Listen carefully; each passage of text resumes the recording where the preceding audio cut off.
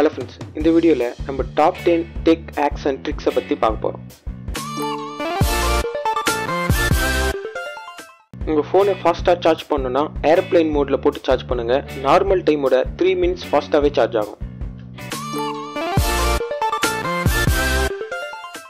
உங்க ஸ்மார்ட் போன்ல இருக்க ஸ்பீக்கர் வால்யூமை ஹை லெவலோட அதிகமா பூஸ்ட் பண்றதுக்கு உங்க ஸ்மார்ட் போனை எம்டி கிளாஸ்க்குள்ள வச்சீங்கன்னா போதும். இந்த ட்ரிக் உங்களுக்கு கால்ஸ் மிஸ் ஆகாம இருக்கிறதுக்கு யூஸ் ஆகும்.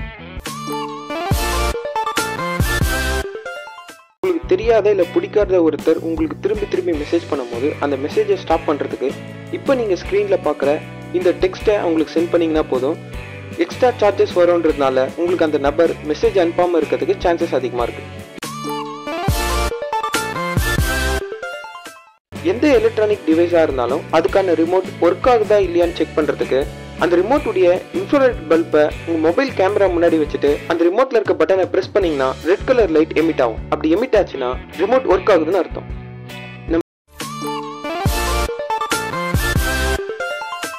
நம்ம ரெகுலரா யூஸ் பண்ற AAA இல்ல பென்சில் பேட்டரிஸ்ல எவ்வளவு சார்ஜ் இருக்குன்னு கண்டுபிடிக்கிறதுக்கு அந்த பேட்டரியை நீங்க வச்சிருக்க சர்ஃபேஸ்ல இருந்து 2 to 3 இன்ச் ரைஸ் பண்ணி கீழே விடும் போது ரொம்பவே கம்மியா பவுன்ஸ் ஆகி ஸ்டெடியா நின்றுச்சுன்னா அந்த பேட்டரியில ஃபுல் சார்ஜ் இருக்குன்னு அர்த்தம். இதுவே அதிகமா பவுன்ஸ் ஆகி கீழே விழுந்துடுச்சுன்னா அந்த பேட்டரியில சுத்தமா சார்ஜ் இல்லைன்னு அர்த்தம்.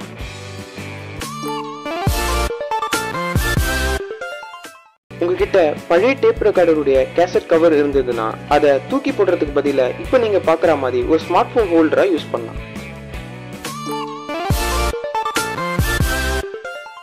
இன்டர்நெட்ல இருக்க ஒரு இமேஜை டவுன்லோட் பண்ணி அதுக்கப்புறம் எடிட் பண்றதுக்கு பதிலா டைரக்டா போட்டோஷாப்லயோ இல்ல MS பெயிண்ட்லயோ ஓபன் பண்றதுக்கு உங்க ப்ரௌசர்ல இருந்து அந்த இமேஜை ரைட் கிளிக் பண்ணி காப்பி இமேஜ் அட்ரஸ் கொடுத்துட்டு போட்டோஷாப்லயோ இல்ல MS பெயிண்ட்லயோ ஓபன் விண்டோல அந்த லிங்கை பேஸ்ட் பண்ணிட்டு ஓபன் கொடுத்தீங்கன்னா அந்த இமேஜ் டைரக்டா இங்க ஓபன் ஆயிடும்.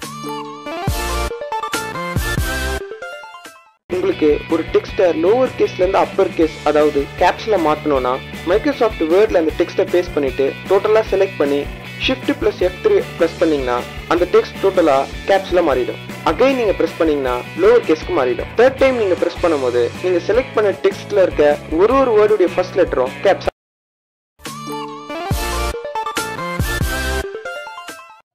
கூகுள் குரோம் யூஸ் பண்ணிட்டு இருக்கும்போது எதாச்சும் ஒரு டேபை க்ளோஸ் பண்ணிட்டீங்கன்னா அந்த டேபை உடனே ரீஓபன் பண்றதுக்கு Ctrl+Shift+T பிரஸ் பண்ணீங்கன்னா உடனே அந்த டேப் ரீஓபன் ஆயிடும். இல்லைனா இது மாதிரி நடக்கிறத தவிர்க்க டேபை ரைட் கிளிக் பண்ணி பின் டேப் கொடுத்தீங்கன்னா நீங்க அன்பின் பண்ற வரைக்கும் அந்த டேபை நீங்க க்ளோஸ் பண்ண முடியாது.